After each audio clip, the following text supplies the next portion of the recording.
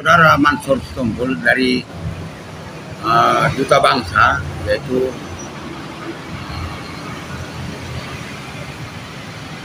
harian daripada media cetak, begitu juga online. Saya memperkenalkan bahwa saya 3 minggu yang lalu terpilih menjadi Sekretaris Jenderal Laskar Ampera Arema Nakin. Saya mau menjawab bahwa saya sebagai pelaku Angkatan 66, yaitu yang turut melahirkan Tritura, mengatakan bahwa relevansi daripada Tritura masih ada, yaitu Tura ketiga turunkan harga. Tentu saya harus mengatakan kepada bangsa ini bahwa kenapa LHKPN yang harus dilaksanakan oleh DPR RI, pejabat negara, kenapa tidak 100% melaporkan harta kekayaan pejabat negara? Dari sini sudah tidak ada kepatuhan terhadap undang-undang dan aturan. Nah, dia tentu pasti terlibat korupsi karena tidak mau melaporkan harta kekayaannya. Nah, jadi saya minta agar dibuatkan pidana khusus. Siapa-siapa yang tidak mau melaporkan dituntut bahwa dia melanggar undang-undang yang baru, yaitu tidak melaporkan harta kekayaan pejabat negara. Sebagai wakil rakyat dan sebagai pejabat negara, tentu dia harus menghargai bahwa dia sudah mendapatkan kepercayaan dari bangsa. Nah, dengan tidak maunya menuruti aturan yang sudah ditentukan, yaitu melaporkan laporan harta kekayaan pejabat negara, maka dia dibuatkan hukuman pidana karena dia sudah melawan. Kita tahu, melihat bahwa tahun yang lalu Pinangki itu harusnya dihukum berat 9 tahun, tapi kenapa kemarin udah keluar dia hanya setahun? Ada apa ini? Saya sebagai pejuang, salah satu ketua keluarga besar KAPI yang ditunjuk sekarang menjadi sekjen, harus mengatakan bahwa Angkatan 66 berjuang demi amanat penderitaan rakyat.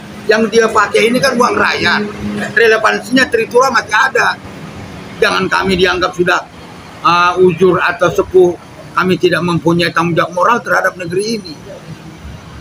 Kami berjuang demi amanat penderitaan rakyat, itu berat. Sehingga Laskar ARH sebagai yang mengukir sejarah 1966 yang melahirkan Tritura, bahwa Tura ketiga itu turunkan harga masih relevansi masalah korupsi. Nah, saya tambahkan dikit lagi masalah korupsi. Contoh, LHKPN Irjen Teddy Minahasa, kan dia udah ada hartanya 29,9 miliar. Kok teganya dia mencuri hasil sitaan 5 kilo sabu. Sedangkan sabu akibat daripada narkoba, tiap hari generasi muda kita meninggal 25 orang. Dia harus sebagai Irjen Jenderal Polisi, sebagai yang mengantisipasi kejahatan, dia harus ditindak, dihukum. Jangan ada yang membela dia seakan-akan dia benar. Dia udah kaliber internasional bersama Linda, cepunya dia itu. Jadi dia harus dihukum. Itu permintaan saya. Kedua, seperti yang disampaikan oleh Bapak Mansur Stumpul, sebagai menanyakan saya bagaimana tanggapan saya masalah petugas pajak. Pajak ini adalah hasil dari pungutan dari rakyat. Kenapa itu pula dimakan? Sudah dia makan, dia pamerkan lagi harta kekayaan korupsi ini, hasil pajak yang dirampok ini. Nah, ini mesti dihukum seberat-beratnya. Nah, kemudian ada harapan saya bahwa kemarin ini menjadi opini transaksi 300 triliun uang. Tentu kita harus tahu 300 triliun ini uang apa ini. saya mengharapkan Menko Polhukam, saya masih percaya kepada beliau. Saudara Mahfud MD itu adalah termasuk putra terbaik. Dia harus membeberkan secara terbuka.